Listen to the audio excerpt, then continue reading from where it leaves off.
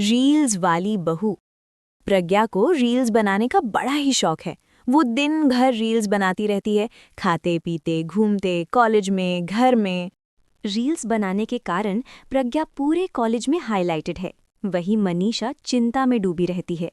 एक रोज जहां उसकी रील्स सभी को पसंद आते हैं, जब प्रज्ञा रील्स बना रही होती है, तब मनीषा कहती है, 1 मिनट भी चैन नहीं है इस लड़की को।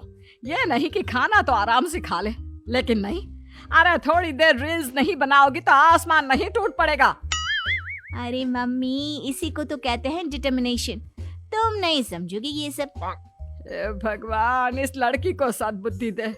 जब देखो तब टेढ़ा बाका मुंह बनाती रहती है।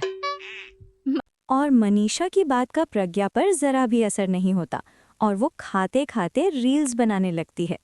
फिर इसी तरह दिन बीतते जाते हैं और इसी तरह प्रज्ञा का कॉलेज भी खत्म हो जाता है और कोई न कोई मनीषा को प्रज्ञा की शादी करने का सुझाव दे जाते हैं।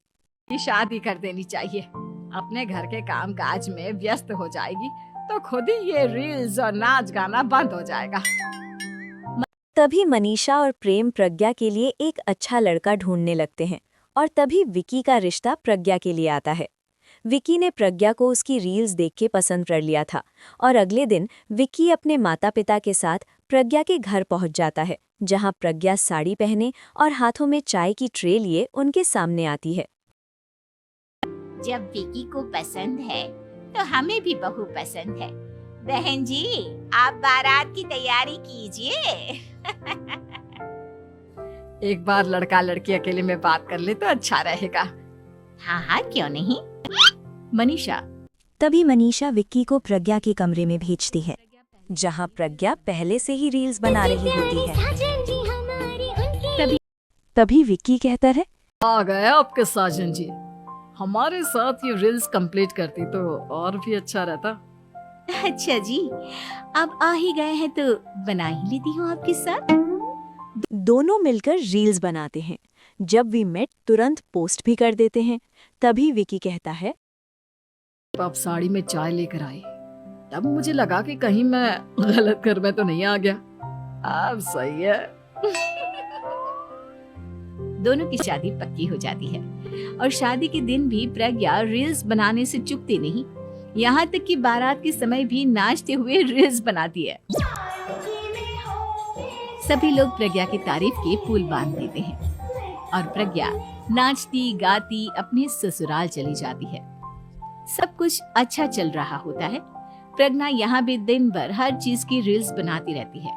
लेकिन कुछ दिनों के बाद जब सुनीता कहती है, बहू, ये रील्स के साथ साथ कुछ काम भी कर लिया करो। वैसे तुझे और क्या क्या बनाना आता है?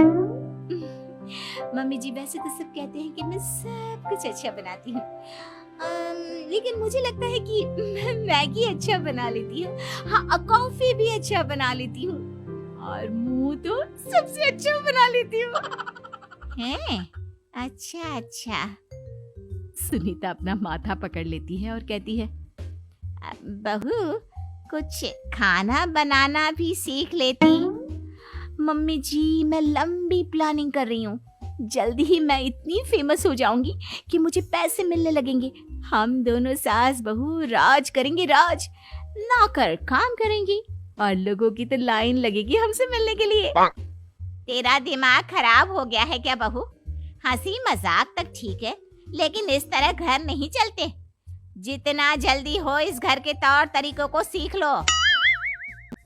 प्रज्ञा मुंह घुमाकर चली जाती है और तुरंत उसी वक्त एक रील बनाती है।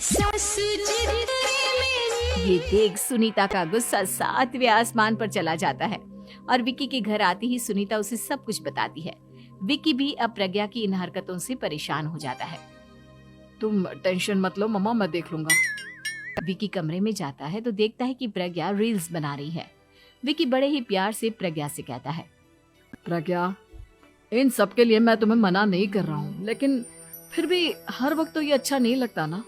समझने की कोशिश करो, मुझे भी तुम्हारा थोड़ा वक्त चाहिए। मैं जब ऑफिस से आता हूँ तो मुझे समय देने की जगह इसी में लगे रहते हो। तुम ज्यादा ही सोच रहे हो। तुम भी मेरे साथ रील्स